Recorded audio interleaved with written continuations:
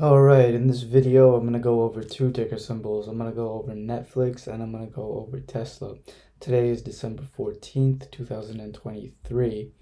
And I'm going to go over well, it's not necessarily essential for trading, but it's a key to trading that can make your trading a lot better and a lot easier. So we're going to see something consistent, and if you apply this little trick, if you apply this little tactic to what you're doing, then you will realize that it can help you out immensely. So let's take a look at it right now. This is going to be called the pre-market breakout. So as we can see over here, this is the pre-market. Everything that is in this color is the pre-market. It's just bouncing up and down off of these levels right over here. Staying within this range. This is Tesla, by the way. Let's hop over to Netflix. Netflix is over here. This is the pre-market for Netflix. It's just bouncing off of this range right here. So the pre-market breakout is basically saying that it's basically acknowledging the highs and the lows of the pre-market. Once you do that, you're going to realize that once the market opens, the price usually breaks the high or the low. And the moment it breaks the high or the low of the pre-market, that's the trade that you should get into. So if it breaks the high, which it did in this case right around here, you can enter into a call. You can buy some shares.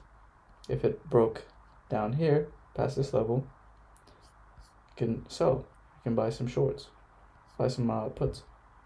And let's look at Netflix as well over here.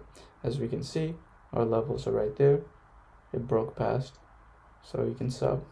Buy some puts, hold on to it, and just watch the levels, get out of the trade when appropriate, and re-enter when appropriate. So this pre-market reveals a lot about the day. So let's say that, as you can see, it hit this level once, it hit it twice, it hit it almost 3 times. Well, it did hit it that third time, but that third time it broke out.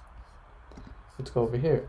Hit this level 1, 2, and could have been another break. It could have been another bounce, but decided to break through.